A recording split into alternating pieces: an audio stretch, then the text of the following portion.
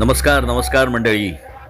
हां हा भाग 4 आहे. हा भाग 4 यायला जरा उशीर झाला, पण देर आहे दुरुस्त आहे. कारण की नाटकाच्या शेड्यूलमध्ये जरा व्यस्त होतो, इतरही काही कामांमध्ये व्यस्त होतो, त्यामुळे हा भाग तुमच्यापर्यंत पोहोचू शकलो नाही. पण परत आता सुरू करूया आपली नाट्य सफारी. तर हे प्रेक्षक बघताय ना, नेहमीसारखीच अगदी रात्रभर जागून प्रयोग बघतात आहे बरं का, त्याच तन्मयतेने आणि त्याच उत्साहाने.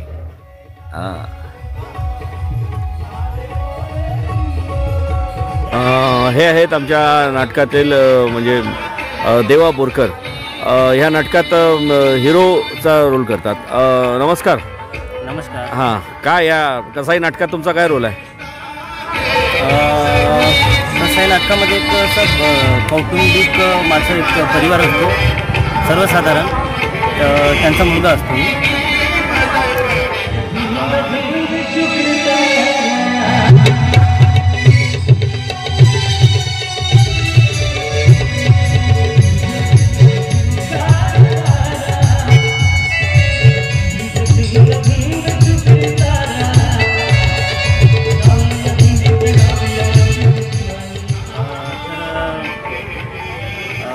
खूप अशी सुंदर पारिवारिक नाटक आहे ती.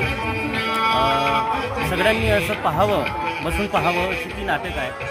सगळ्यांना बसायला सांगा, मी आलोच. हो हो, ओके ओके. आता ऑफिसला जायचं आहे. काय आहे ना, तसं आता नवीन शॉप आहे, तिकडे लक्ष द्यावंच लागेल.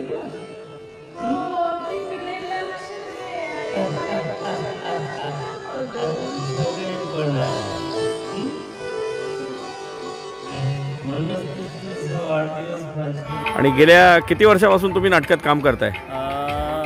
गेले मी तसं माझी सुरुवात 2007 पासून आहे, पण मला काही असं स्टेज मिळाला नाही.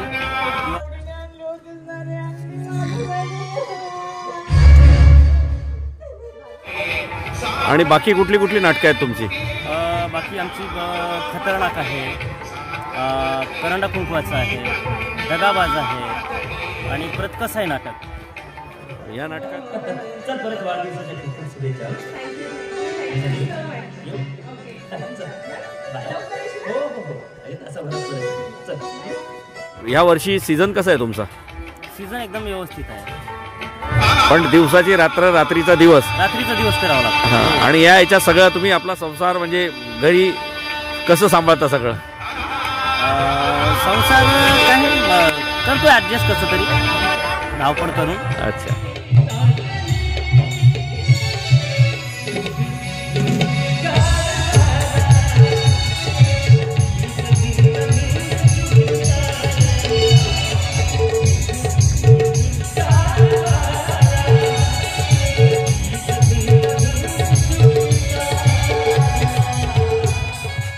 आणि मग इतर वेळेला काय असता, तुम्ही काय करता? इतर वेळेला मी शेतीची कामं करतो. Very good, very good.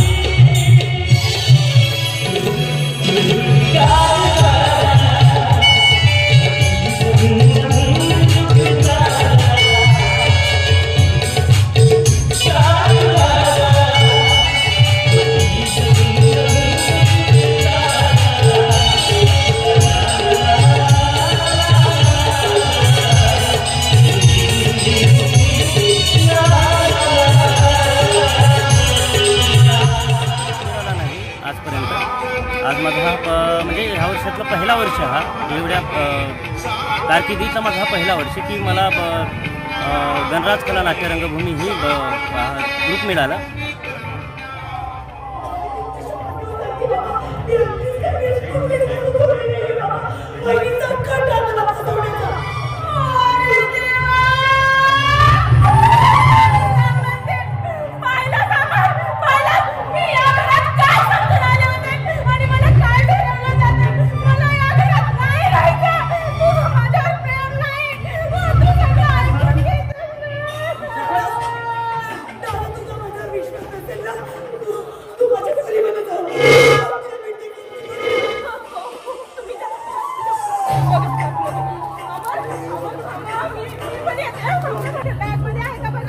बघतोय ना, बघा तिथे बघा.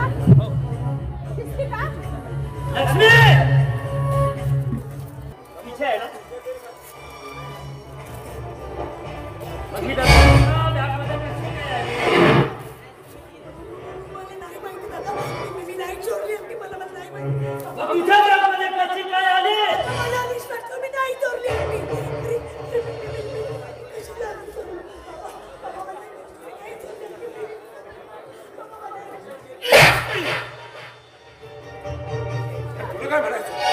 तुला काय म्हणायचं की माझी सून एवढी नीच आहे?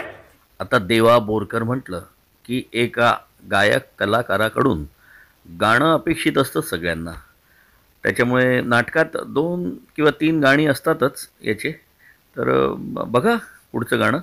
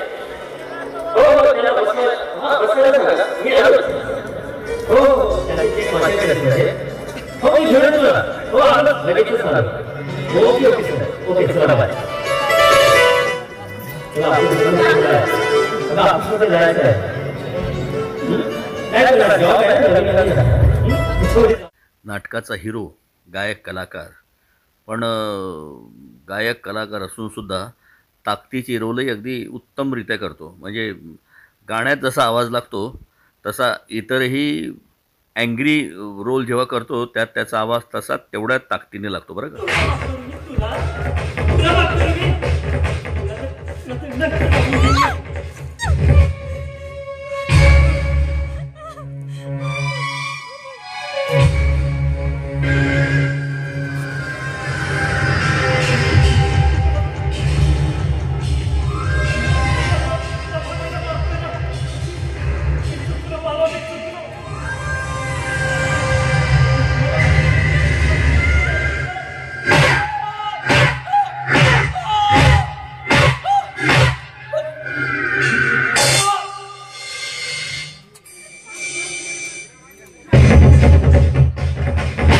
हे सगळं सांभाळून सगळं नाट्यकलेचंही तुम्हाला वेळ आहे आणि ते जोपासता तुम्ही.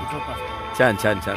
तुमच्या या कारकिर्दीला आणि तुमच्या या कामाला सलाम आणि थँक्यू व्हेरी मच. हे या नाटकातले दुसरे कलावंत दयाराम. यात कुठली भूमिका करताय नाटकात तुम्ही? यात माझ्याकडे कॅरेक्टर रोल आहे, डॉक्टर आनंद म्हणून कॅरेक्टर आहे माझ्याकडे. अच्छा अच्छा अच्छा. तानेने व्याकुळ झालेला जीव गुडभर पाण्याच्या शोधात जसा वरवर भटकतोय ना, तशीच माझी अवस्था झाली. मी माझ्या मुलीच्या शोधात कुठं शोधतो, कुणाला विचार की 20 वर्षापूर्वी त्या मंदिराच्या पायरीवर तिला सोडून दिलंय म्हणून कोणीतरी बघितलं असेल. मला त्या मंदिरातच तिचा पत्ता लागेल. मला मंदिराकडे जावं लागेल.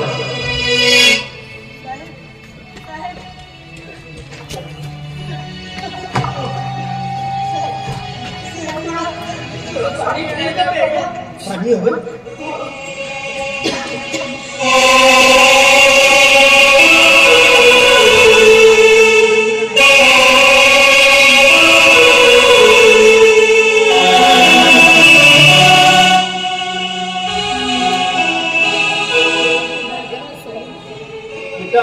नाव काय तुझं? लक्ष्मी. तुझ्या बाबाचं नाव? याच गावची का? मला शिवमंदिरकडे जायचं आहे. इथून किती लांब आहे? शिवमंदिर साहेब, ते गाव दिसते ना, तिथनं 10 किलोमीटर पुढे. पाणी दिल्याबद्दल धन्यवाद साहेब. येते.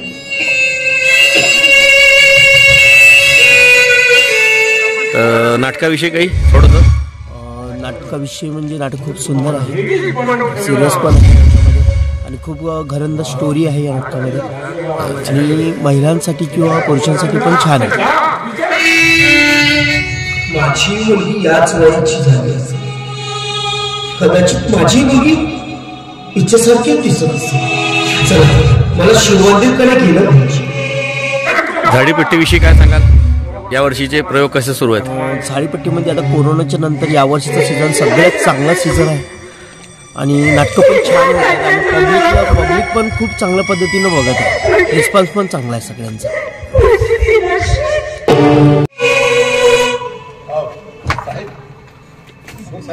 जरा थांबा. मला सांगा, ही मुलगी तुम्हाला कुठे दिसली का?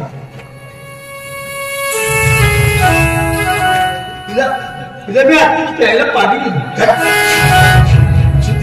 ती इथं तुम्हाला मिळाली? हो. मग तुला कधी दिली?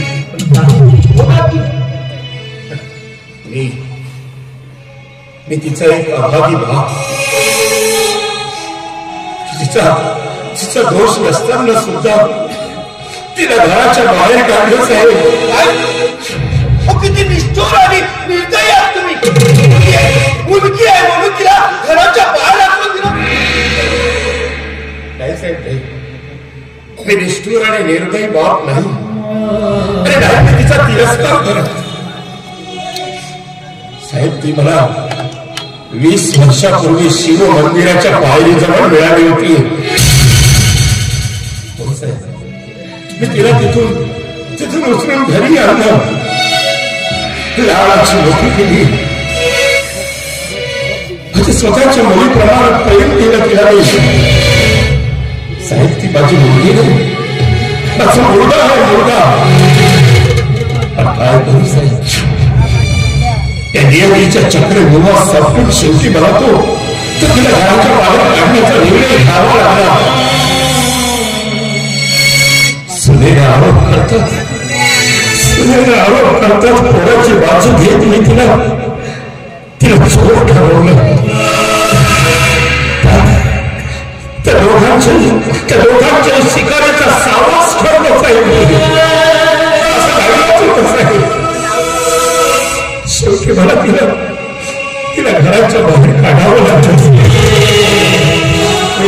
निर्णय नाही.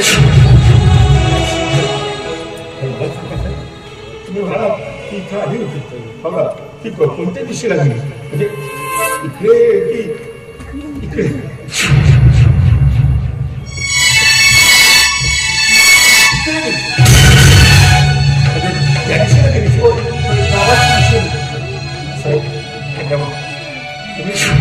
तुम्ही सांगितल्याबद्दल मी आता तिला शोधून काढायचं. त्या दिशेला गेली. हो,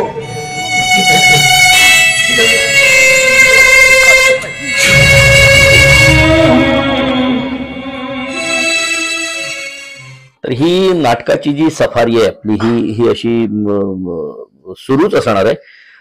नवीन नवीन नाटकांचे काही भाग तुम्हाला दाखवेल, आणि इथली माहिती विशेषतः तुम्हाला मी पुरवत जाणार आहे की झाडीपट्टी रंगभूमी म्हणजे नेमकं काय असतं. तर आता आपण इथेच थांबूया, आणि यानंतर आणि हा जो आपण जो बघितला हा होता भाग 3. आता पुढील भागात नाटकातील इतरही कलावंतांना भेटू, त्यांच्याकडून ऐकूया नाटकातील काही गमती जमती, आणि बॅकस्टेजवर नेमकं काय चालतं याविषयी तुम्हाला मी माहिती देणार आहे. संगीतकार आहेत, बाकी इतर लोक आहेत की लोकांमध्ये जर सांगायचं झालं तर अतिशय महत्त्वाची जी लोकं आहेत ती म्हणजे ही सेट उभारणारी, रंगमंच उभारणारी.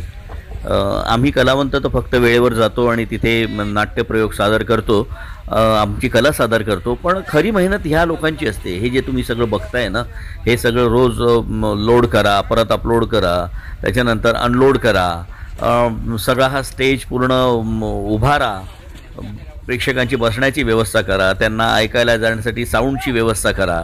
हे सगळं खूप मेहनतीचं काम आहे. तर ह्या सगळ्याच्या मागे जी मेहनत आहे तर त्या लोकांचं आपण सगळं पुढच्या भागामध्ये आपण ऐकून घेणार आहोत. तर तुम्ही तोपर्यंत माझ्यासोबत राहा. चॅनलला लाईक करा, सबस्क्राईब करा, शेअर करा आणि लाईक करा. Thank you very much.